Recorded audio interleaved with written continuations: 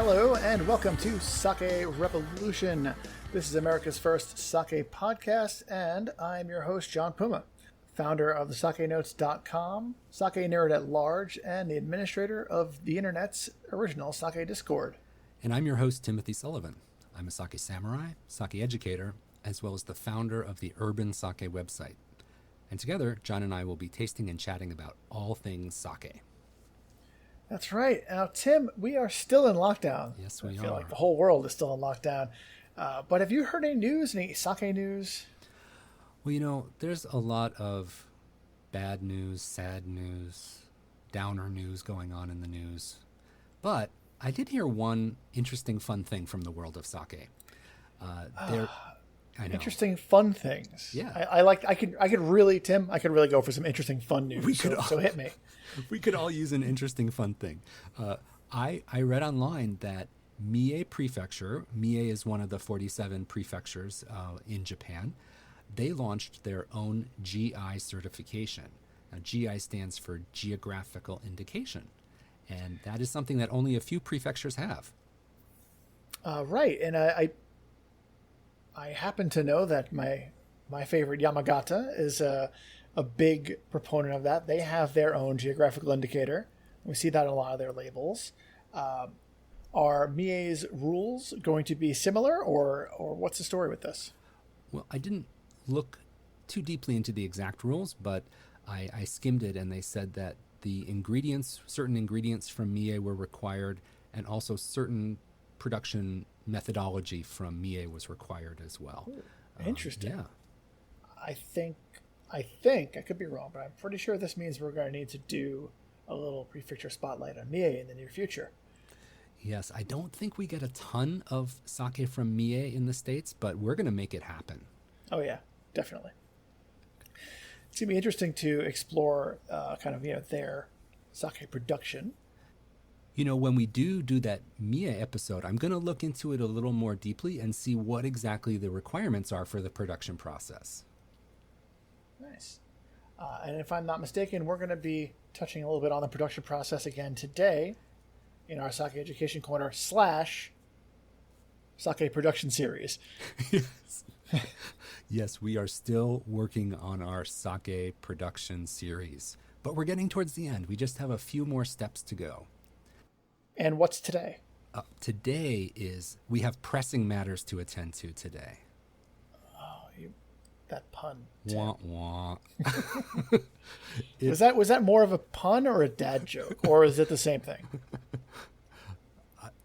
I don't care.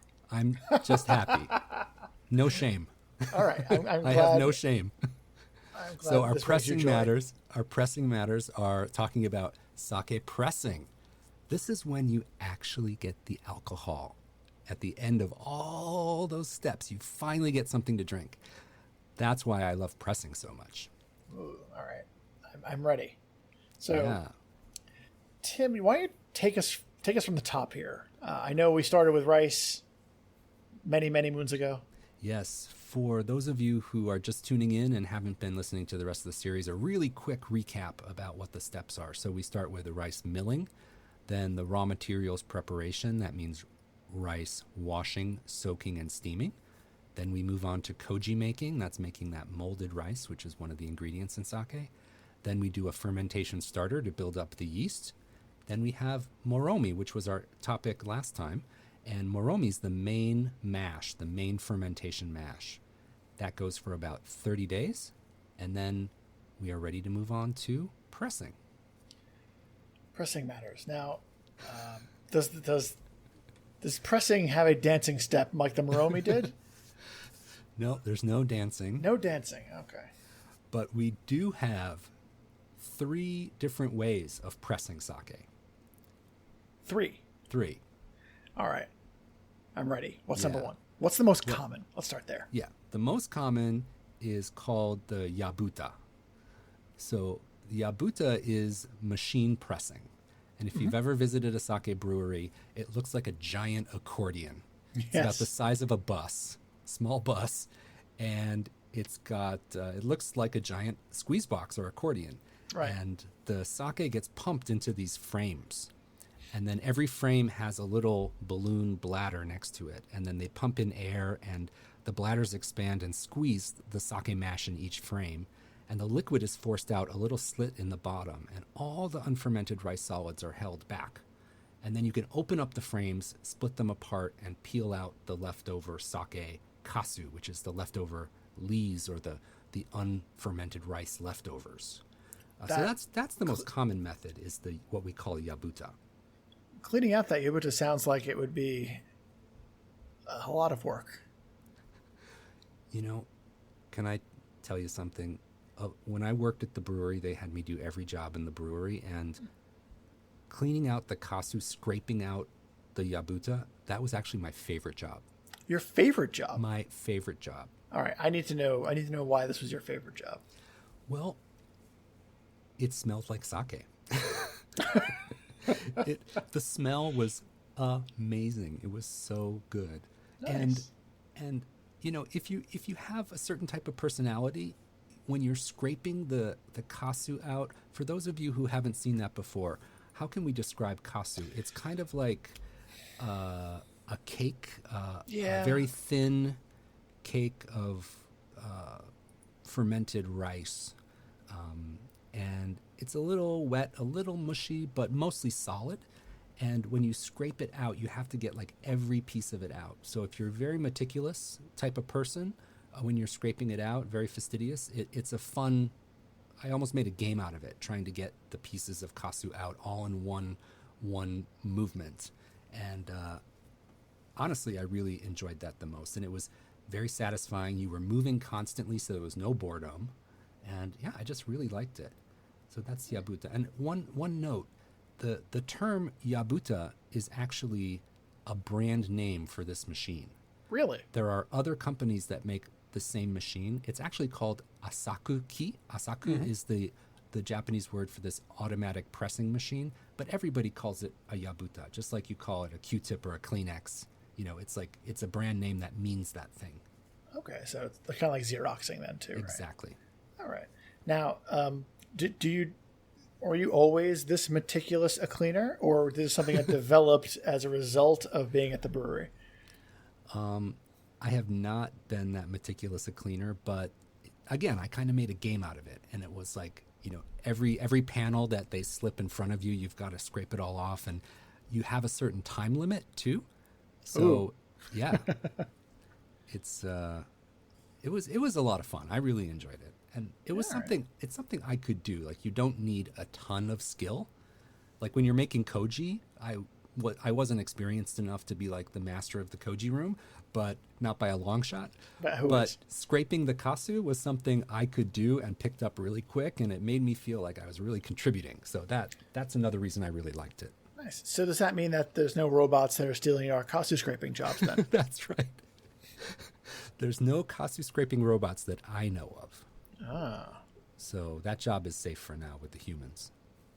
Okay. All right. So after this pressing is done and the sake is coming out the bottom, I assume it's going to go into a tank of some sort. Yes. And now that's the sake. That's it. We're done. Well, not done, but we can drink this. We can drink this.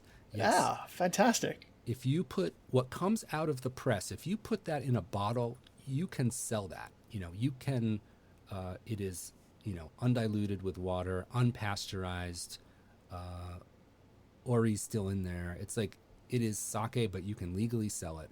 Very, very often they're going to further process this, but everything from this point on is post-fermentation.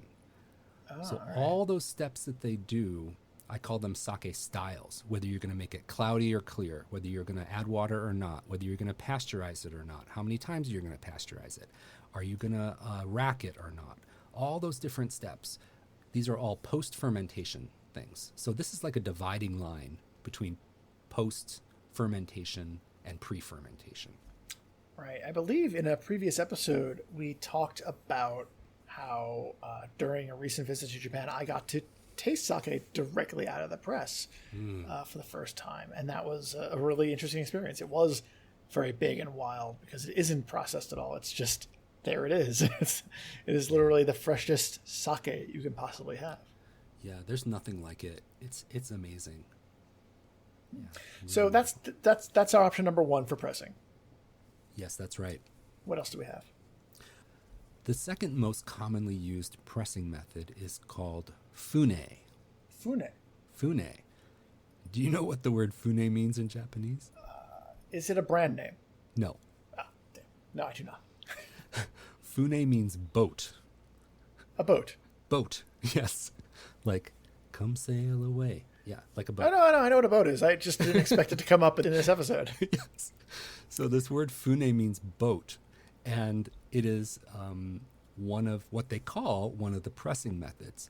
And I need you to picture a long rectangular box with an open top. Okay? Got it. And what they do is they fill the moromi mash into these long, skinny bags that are probably like 3 feet long, 1 foot wide.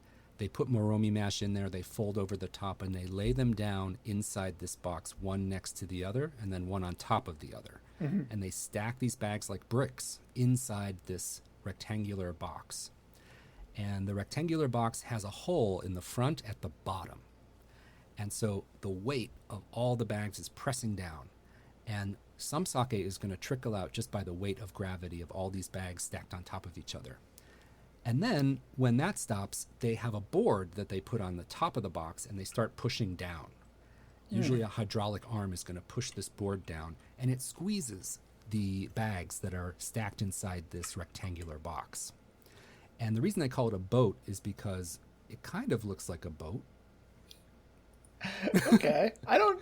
It doesn't really all right, look, like I've seen a fune, and I don't see the boat, boat analogy. But maybe the one I saw was very small. I mean, if you plugged up the hole and kind of set it in the water, it might float. I don't know. Probably not. I don't think we're going to find anybody who's willing to let us try that too. When you visit older sake breweries, they have fune that are made of wood, and they're very, very old. That's interesting. Yeah, that was the original. Modern ones are usually made of metal or lined with stainless steel, so that they're completely neutral. I think the only ones I've seen were made out of metal. Actually, here in Brooklyn, Kato Sake Works uses a fune. Oh, that's great. So that's the second method that breweries use, and some breweries use the yabuta for their more generic everyday sake, and then they'll use the fune for more refined sake, more expensive sake. So is there an advantage to utilizing the fune? Well, when you talk about sake pressing, there is a desirable section of the pressing that is considered the best quality. It's not the first stuff to come out, and it's not the very end, it's the middle. The middle of the pressing cycle is considered the highest quality. The middle cut. I believe I've heard this phrasing in whiskey production as well. Yeah, it's the same in sake. The first stuff coming out is considered kind of brash, and the final stuff can be a little bit, harsh as well. So they like the middle section as the highest quality, and you get more control of that with the fune method. Huh. All right, and I guess that leaves us with one last method. Yes. What is it? Well, don't be a drip. It is the drip method. They're really piling up today, aren't they, Tim? All right. It's the drip method, also called trickle sake. Trickle? Yeah, trickle sake. And you basically take those same bags that we were putting in the fune, those long bags, you put the moromi mash in, and you tie it at one end and you hang it over an empty, clean tank. And you just let the sake drip out by gravity alone. Huh.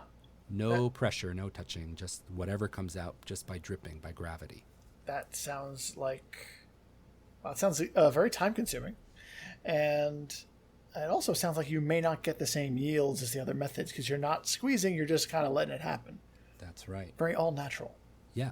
It's the most expensive method because you're leaving a lot on the table. You're not squeezing every last drop of sake out of your mash, so you have a lot left over. And there's one word I want to teach you that not many sake lovers know about. And when I learned about it, I thought it was super fascinating. You you know what seimai buai means, right? I do. Seimai buai? That is the rice milling ratio or rice milling percentage, right? That's right. There's another word, kasu buai. Kasu. Oh, okay. Kasu buai. So kasu is the leftover pressings, and buai is the ratio or the percentage. So it's the amount of kasu that you have left after pressing. If you have a lot of kasu left over, you didn't squeeze very much. If you have a small amount of kasu left over, you squeezed every last drop out of there. So this ratio of how much kasu you have left over during this pressing step, that is an indication of, it's a quality indication. And I've heard some brewers say, oh, we have a kasu buai of 45%.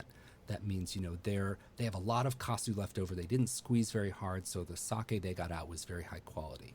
And I imagine that Shizuku has the most kasu. Bingo, yes. Shizuku, this drip sake, has the highest kasu buai. So it has the most leftover kasu, meaning you didn't squeeze very hard at all. And that translates to a cleaner, more smooth, elegant sake. Yeah. I've had some, very few, but I've had some Shizuku before, and it is elegant. It is very, very nice, very, very delicate. Yeah. I don't think we can leave the topic of drip sake or Shizuku sake without mentioning how expensive it is. Yes. Oh, yeah, that's another thing. I've tasted it. I've never bought a bottle before. Yeah. It's always been prohibitively expensive.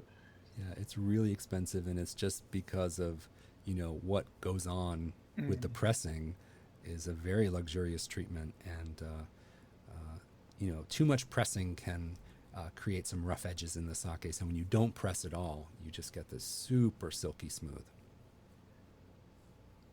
Now, I've heard of another style of pressing, and I need to check with you to see to see if there's anything to this. Centrifuge. Oh, that's right.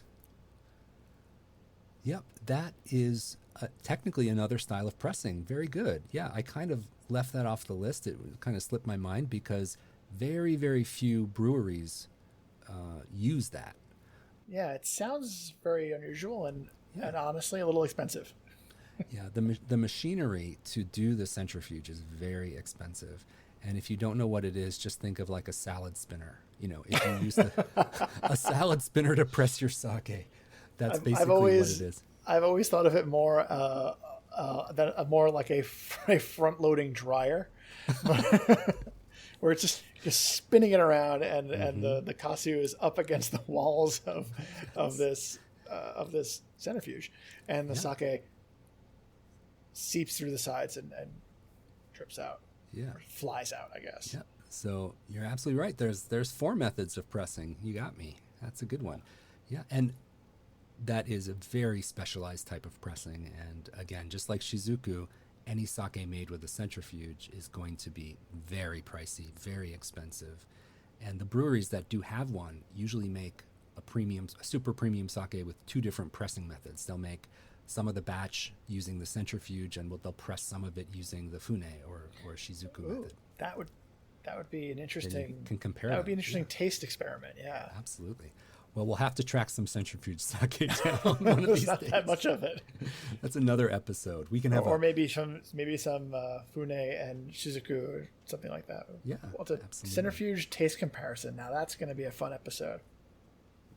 Yeah, we'll have to do our research on that one. Yeah, first, I don't know how we're going to do it. I don't know how many breweries in Japan have a centrifuge. I don't think it's very many. No. I currently know of 2. All right. I haven't asked around though. All right. Well, there you have it. Those are our 4 pressing methods.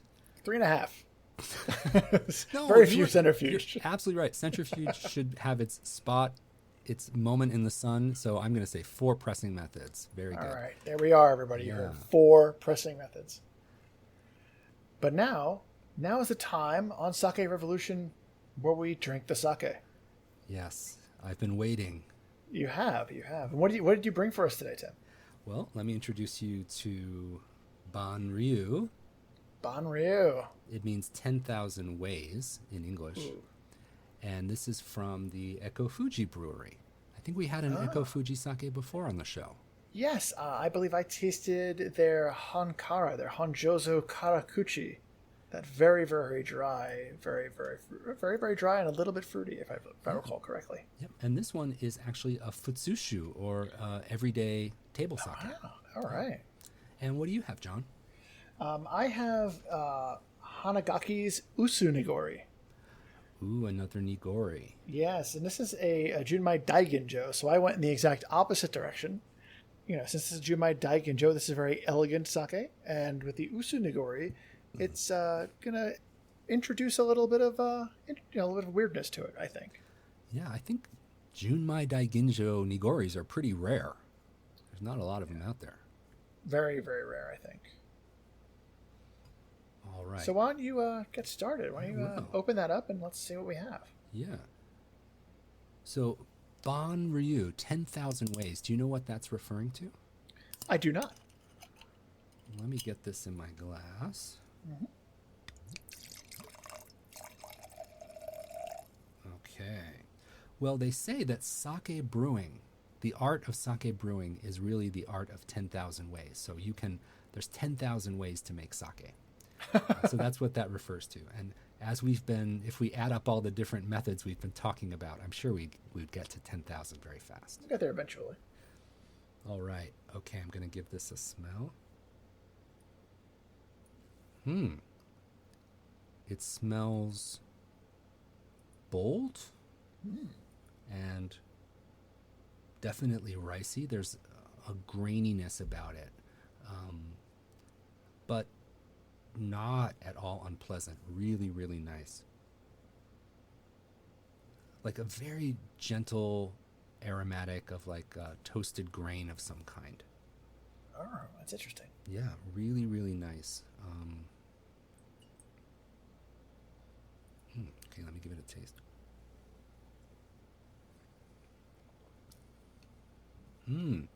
Wow. That's really good. So this has a rice milling rate of 65%. Ooh. So that is, normally this would be a honjozo, Yeah. but they're selling it as their futsushu. That's interesting. I wonder why that is. Yeah. And the Honkara that we tasted earlier in the previous episode from this same brewery, their honjozo is milled to 60%. Yeah. So this is just a little bit more robust than that, but it's also the alcohol added style, and 65% rice milling. But it has a very gentle edge to it. Interesting. Some almost just like a wisp of a caramelly kind of aspect to it. Ricey, a little bit caramelly, and very overall kind of gentle. And it has a dry finish for sure. That's interesting. And it lingers a little bit. So it's not like a crisp finish that kind of disappears very quickly. There's a little bit of a lingering aspect to it, and that is really, really lovely. Yeah, it's really nice sake. Fantastic. Yeah. Nice. And what do you think about food for that? Yeah, I think this would go really well with a barbecue, actually. The finish is relatively dry, as I said, but it's not weak. It's not lighter. It's, has the body, I think, to stand up to something like barbecue. I had pulled chicken sliders the other day. Really, really delicious. And chicken sliders. Ooh, yeah, that sounds pulled good. chicken. And the way that the place near me does the pulled chicken is like they give you the sauce on the side, so you can control how saucy you make the barbecue. And I love that because then I can, Sounds nice. Yeah. And it came also with pickled onions as well. They're like kind of pink in color, and they do a quick pickle with the onions and they put those on top. Oh, it's so good. I think that would be great with this. That sounds nice. That's very, very specific, but Yes. Hey, There's nothing wrong with that. I think people can extrapolate based on what you said there. Yes, I think we have barbecue all over this great country, don't we? Oh, yes, definitely. Absolutely. So, John, how about you? What do you have? Well, the Hanagaki Usu-Nigori Junmai Daiginjo, it's obviously you can't see from here, those listening at home, but it's very, very light. There's not a lot of sediment in this at all. It is, when it is Usu-Nigori, it is very much Usu-Nigori. It's just giving it a little bit of color, makes it a little bit like pearlescent.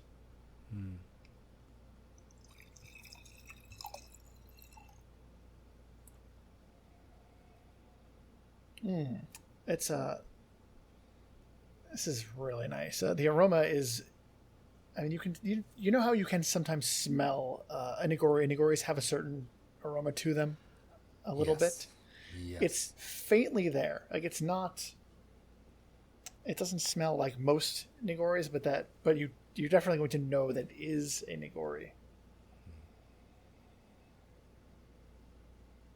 And then there's a little bit of a sweetness on the nose too.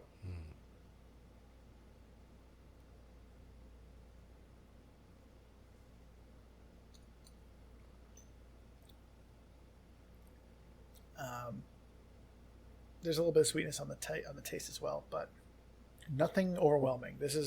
I know that a lot of nigori can be very sweet.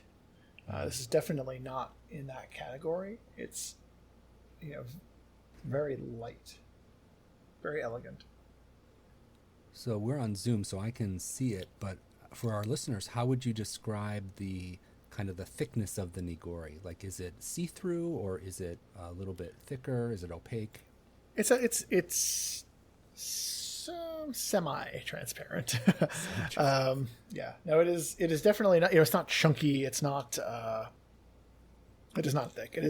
It's just enough to give it some color, and it influences the texture very slightly. This is still pretty light on the mouthfeel. I mean, it's a little bit thicker than your average Junmai Daiginjo, but it is not anywhere near as thick as your average nigori. Do you have the stats for your sake? I do. It is polished down to 40%.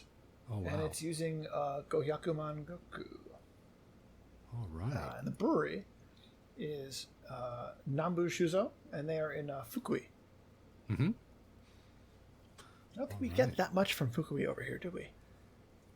There's a few really well-known breweries from Fukui, but I think for sake production, it's a pretty small group of breweries. Yeah. All right. It's really nice. Again, it's a difficult sake to describe because it's two different styles, not clashing but kind of cooperating. A little bit of a silky texture, very refreshing aroma, a little bit dry, a little bit crisp, a tad bit fruity, but nothing, not like your tropical fruits. Maybe you're more along the lines of like green grapes, Muscat grapes.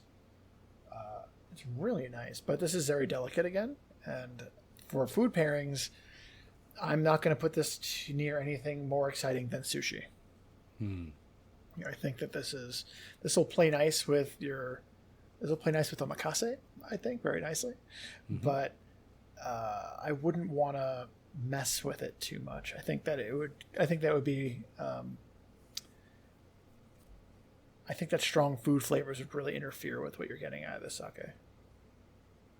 For the record, I do not know how this was pressed, which basically means that we know it's not shizuku or a centrifuge, because I'm pretty sure they would have it right on the bottle and make sure that you know why this sake costs so much money. Well, the importer's website for Bon Ryu tells me that the pressing method for the sake I'm enjoying is Yabuta. Oh. Yeah, so I know this was pressed by Yabuta. I took a look at the importer's website and did not see that sort of detail. So I went to the Japanese version of the brewery's website and still did not find that sort of detail. Yep. brewery is not required to share their pressing method. Some people do it for sake of completeness. Mine just happens to have the pressing method listed. If the sake is sold as a shizuku, that tells you automatically, it's the drip or the trickle method. And some sakes also have fune in the name. Fune shibori, fune pressing. So there's different, sometimes they give you a clue, but the majority of sakes in Japan are pressed using that yabuta, that automatic press. So it's usually safe to assume that unless you're told otherwise. That's right. I'd say that's true. Yeah. Very interesting. Nice. All right. Well, everyone, thank you so much for tuning in. If you can, please take a moment to rate our show on Apple Podcasts. It'll really help us out a lot, and we appreciate it. And we want to make sure that if you're listening to our show, you don't miss an episode. So make sure you subscribe wherever you download your podcasts, and these episodes will just pop onto your mobile device whenever you like. It's going to be very nice. Like magic. Like magic. They're just going to pop onto your device. And as always, to learn more about any of the topics or any of the sakes we talked about in today's episode, be sure to visit our website, sakerevolution.com, for the detailed show notes.